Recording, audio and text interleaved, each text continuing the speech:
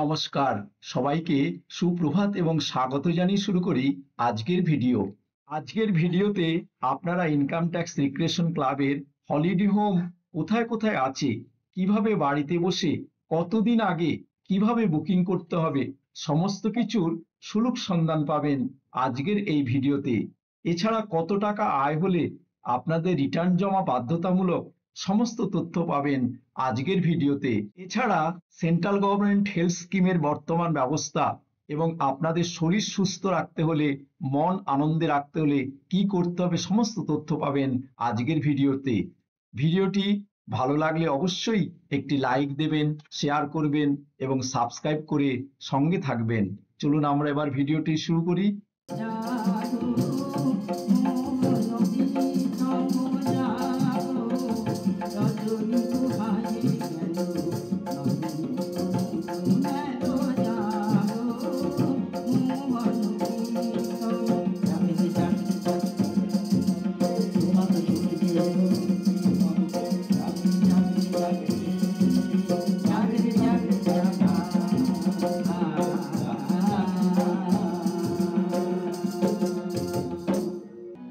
খোলো খোলো দ্বার, রাখিও নয়ার, বাহিরে আমার দাঁড়ায়ে। খোলো খোলো দ্বার, রাখিও নয়ার, বাহিরে আমার দাঁড়ায়ে। দাও সারা দাও, এদিকে চাও, এসো জোরে বাহু বাড়ায়ে। খোলো খোলো দ্বার, রাখিও নয়ার, বাহিরে আমার দাঁড়ায়ে। ও নদী রে,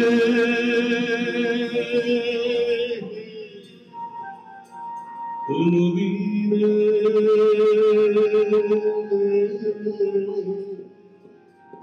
ও ভাগীরথী রে,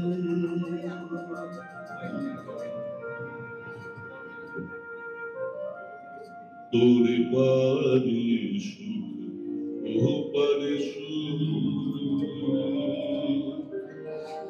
মধ্যে সুখের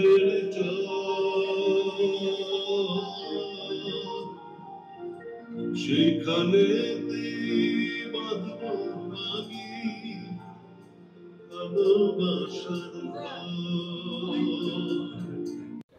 আজ 7ই নভেম্বর 2025 রবিবার, এখন সময় 3টে বাজে। আমরা চলে এসেছি মাল্টিপারপাস হল আয়কর ভবন, কলকাতায়।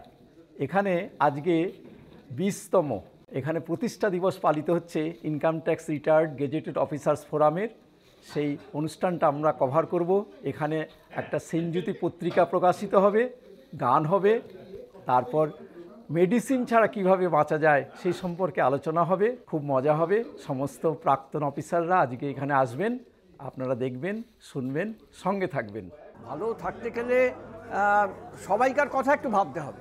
যদি তাদের 12 লাখ টাকার মধ্যে আয় থাকে তাহলে তাদের কোনো ট্যাক্স দিতে হবে না, কিন্তু তাদের কিন্তু 4 লাখ টাকার উপরে আয় হলেই রিটার্ন দাখিল করতে হবে। এখন এই মুহূর্তে হলিডে হোম আমাদের পুরীতে আছে, আমাদের ভজনীতে আছে, জগন্নাথ ভিলাতে আছে, সুরভিলাতে আছে, দার্জিলিংয়ে আছে, গ্যাংটকে আছে, পেলিংয়ে আছে, আর দীঘাতে আছে। এখন মোটামুটি সব হসপিটালই ক্যাশলেস করে দিচ্ছে। আগামী 12ই জানুয়ারি পিকনিক হবে আমাদের সাহেবকুঠিতে। তোমার দ্বারে কেন আসি, ভুলে যে যাই, কতই কি চাই। দিনের শেষে ঘরে এসে লজ্জা যে পাই, তোমার দ্বারে কেন আসি, ভুলেই যে যাই। সেসব চাওয়া সুখে দুঃখে ভেসে বেড়ায়,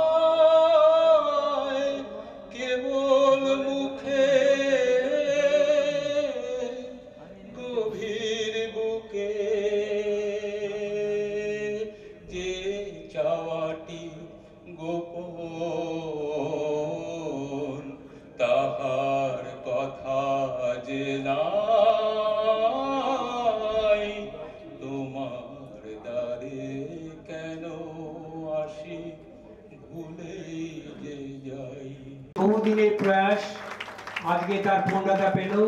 গত বছরে অনুষ্টুপের সম্পাদক অনিল আচার্য এসেছিলেন, এবছরে আমাদের সঙ্গে হাসান আছে।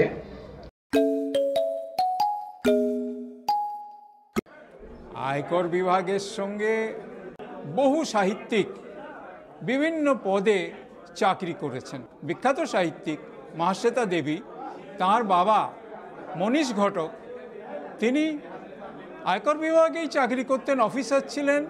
এই যেমন ধরুন সুবিমল বসাক, এছাড়া সমরেশ মজুমদার একজন বিখ্যাত কথা সাহিত্যিক, তিনি অকাদেমি পুরস্কার পেয়েছিলেন। এছাড়াও আমার মনে পড়ছে তুষার চৌধুরীর কথা, রামচন্দ্র প্রমাণিক।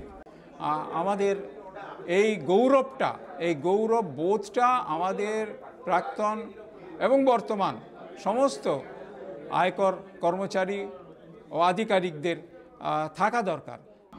এই কম্পিটিশন, কম্পারিজন আর এক্সপেকটেশন, এই তিনটে জিনিসকে যদি লাইফ থেকে আস্তে আস্তে কমাতে পারেন না, আপনাকে কেউ দুঃখ কষ্ট দিতে পারবে। আচ্ছা অজিত দা, আমাদের যে হলিডে হোম আছে, হলিডে হোম পেতে হলে কি করতে হবে, কোথায় কোথায় আছি? হলিডে হোম পেতে হলে আমাদের এখন অনলাইনেও বুকিং হচ্ছে।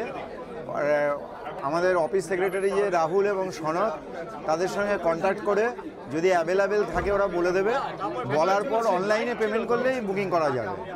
আর এখানে এসেও আমাদের অফিসে এসেও বুকিং করা যায়। কোন নাম্বারে যোগাযোগ করবে, নাম্বারটা প্লিজ? 9836381519। আর আরেকজনের নাম্বারও বলে দিচ্ছি, রাহুল মিত্র, 9038726826। কতদিন আগে চালু হয়? আমাদের 3 মাস আগে। 3 মাস আগে? যে মাসে বুকিং নেবে তার 3 মাস আগে থেকে আমাদের এখানে। আর আউটসাইডারদের জন্য কতদিন আগে চালু হয়? আউটসাইডারদের জন্য ফার্স্ট ডে বুকিং ছেড়ে ফার্স্ট ওয়ার্কিং ডেতে আমাদের মেম্বারদের বুকিং হয়, ইনকাম ট্যাক্স ডিপার্টমেন্টে যারা আছে তাদের। আর তার পরের দিন থেকে আউটসাইডারদের বুকিং। আউটসাইডার জন্য এক্সট্রা কত টাকা চার্জ হয়? এক্সট্রা 150 টাকা করে। মাত্র 150 টাকা চার্জ হয়। ঠিক আছে, অনেক ধন্যবাদ, ওয়েলকাম। আমরা কাছে পেয়েছি আমাদের প্রাক্তন অফিসার নির্মল দত্ত, যিনি ইনকাম ট্যাক্স সিম্পলিফাইড বই লিখে আপনাদের কাছে একদম পরিচিত মুখ। তার মুখ থেকে শুনে নেব এখন বর্তমানে ইনকাম ট্যাক্সের কী নিয়ম, কত টাকা হলে রিটার্ন দিতে হবে। এখন অবধি যে নিয়ম রয়েছে তাতে করে নিউ ট্যাক্স রেজিমে যারা ট্যাক্স দেবে তাদের 12 লাখ টাকার উপরে না হলে, অবশ্যই বিশেষ ধরনের আয় ছাড়া, যেমন ধরুন ক্যাপিটাল গেইন ইত্যাদি ইত্যাদি, এগুলো ছাড়া যদি তাদের 12 লাখ টাকার মধ্যে আয় থাকে তাহলে তাদের কোনো ট্যাক্স দিতে হবে না। কিন্তু তাদের কিন্তু 4 লাখ টাকার উপরে আয় হলেই রিটার্ন দাখিল করতে হবে।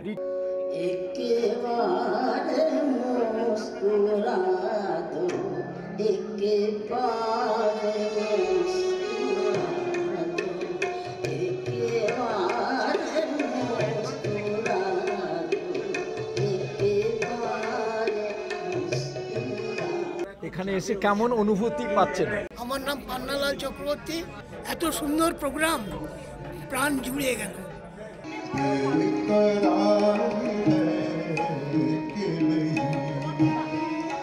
এই মুহূর্তে আমি কাছে পেয়েছি আমাদের সবচেয়ে প্রিয় স্যার পরিমল সরকারকে। তার কাছ থেকে শুনে নেব এখানে এসে ওনার কেমন লাগছে। এই সব দিনগুলোতে আমরা খুব আগ্রহ ভরে আসি, কারণ পুরনো মুখের সঙ্গে দেখা হবে, একসঙ্গে মিলিত হব।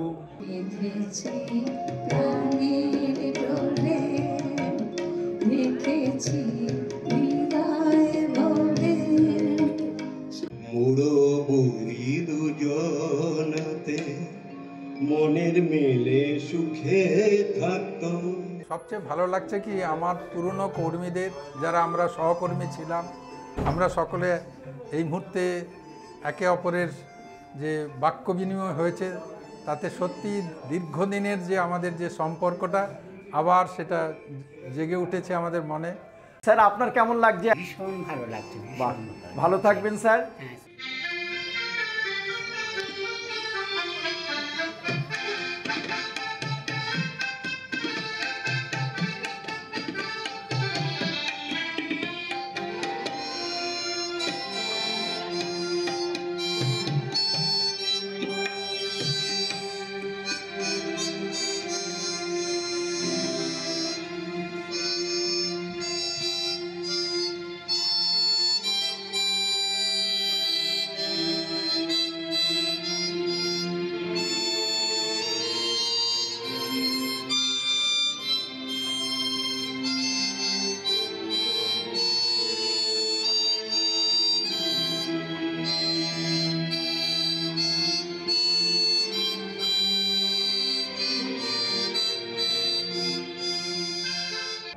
গঙ্গা নদীর পার ঘেঁষে সেই ছোট্ট আমার গ্রাম। হ্যাঁ, চেষ্টা করা হচ্ছে আরও কিছু হসপিটালকে আনার জন্য চেষ্টা করা হচ্ছে, এবং আমরা চেষ্টা করছি মফস্বলাতে আমাদের ওয়েলনেস সেন্টার, মফস্বলা এবং হসপিটাল, এগুলো চেষ্টা চলছে। অনেক ধন্যবাদ, ভালো থাকুন, সুস্থ থাকুন। হ্যাঁ, সবাই যেন সুস্থ থাকে, মানে হসপিটাল না যেতে হয় কাউকে।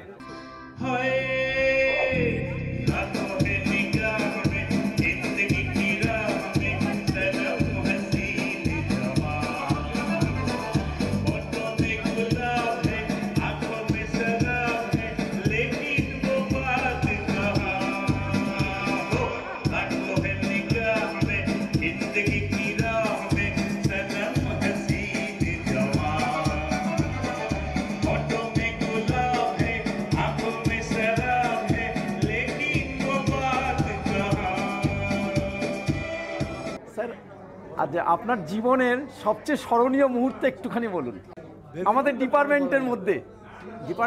হ্যাঁ, আচ্ছা তাহলে বলি। একজন নোটিশ সার্ভার ছিলেন, তার নামটা আমি ভুলে যাচ্ছি। তো তার বিরুদ্ধে একটা বিভাগীয় তদন্তের ব্যাপার ছিল। তো সেই বিভাগীয় তদন্ত শেষ পর্যন্ত সুপ্রিম কোর্টে গিয়ে পৌঁছেছিল।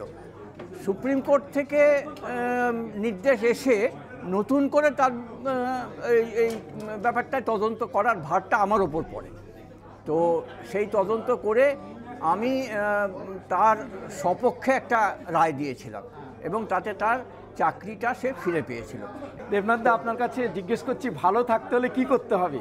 এই যে ভালো থাকতে গেলে সবাইকার কথা একটু ভাবতে হবে, মানে নিজেকে ছাড়া অন্যদের কথা একটু ভাবতে হবে, সমাজের কথা একটু ভাবতে হবে, তাহলে ভালো থাকা যাবে। আর শরীর ঠিক রাখতে হলে কি করতে হবে? শরীর ঠিক রাখতে গেলে কি করতে হবে এসব অনেকে অনেক কিছু বলেন, না আপনার মতামত? কিন্তু আমি যেটা করি সেটা হচ্ছে আমি গভীর রাত্রিরে ঘুমোই, যার ফলে সকালে উঠে ওই যে প্রাতঃভ্রমণ, এই ব্যাপারটা আমার জীবনে কোনো দিন হয়নি, এখনও হয় না। তবে আমি সারাদিনে প্রচুর সাইকেল চালাই। শ্রীরামপুর শহরে আমি অনেক কাজ করি, এবং সেই কাজকর্মে ঘুরতে গেলে আমাকে সাইকেলে করে ঘুরতে হয়, এইটা আমি করি। আর এই লেখাপড়া, বিভিন্ন মানুষকে নিয়ে থাকা, এইটাই আমি ভালো থাকি। ঠিক আছে স্যার, ভালো থাকবেন, সুস্থ থাকবেন, ধন্যবাদ, দীর্ঘজীবী হবেন।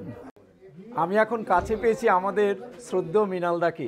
মৃণালদার মুখ থেকে শুনে নেব আজকের প্রোগ্রামের অভিজ্ঞতা সম্পর্কে। আমরা অনেক দিন যাবতই প্ল্যান করছিলাম যে আমাদের প্রতিষ্ঠা দিবসটা উদযাপন করব, সেটা আমরা করতে পেরেছি। তার সঙ্গে মৃণাল বিশ্বাসের যে হেলথের ওপর একটা যে সেমিনার ছিল, সেটা খুবই ভালো হয়েছে। এছাড়া মেম্বাররা যেভাবে স্বতঃস্ফূর্তভাবে আজকে রোববার হলেও সবাই এসে যেভাবে জয়েন করেছে, আমরা সবার প্রতি কৃতজ্ঞ। আগামী 12ই জানুয়ারি পিকনিক হবে আমাদের সাহেবকুঠিতে। হ্যাঁ, আমরা আশা করব গত বছরের মতো সবাই আবার জয়েন করবেন, আমরা আনন্দ ফুর্তি করব, স্পোর্টস থাকবে, সব কিছু থাকবে, সবাই ভালো থাকবেন। ঠিক আছে, অনেক ধন্যবাদ মৃণালদা, ভালো থাকবেন, সুস্থ থাকবেন, দীর্ঘজীবী হবেন। ওকে, থ্যাংক ইউ। আজকের ভিডিও এখানেই শেষ করলাম। ভিডিওটি আপনাদের কেমন লাগলো প্লিজ কমেন্টস বক্সে কমেন্টস লিখবেন, ভালো লাগলে লাইক শেয়ার করবেন। সবাই ভালো থাকবেন, সুস্থ থাকবেন। আজকের মতো তাহলে রাখছি, পরের ভিডিওতে দেখা হবে। নমস্কার।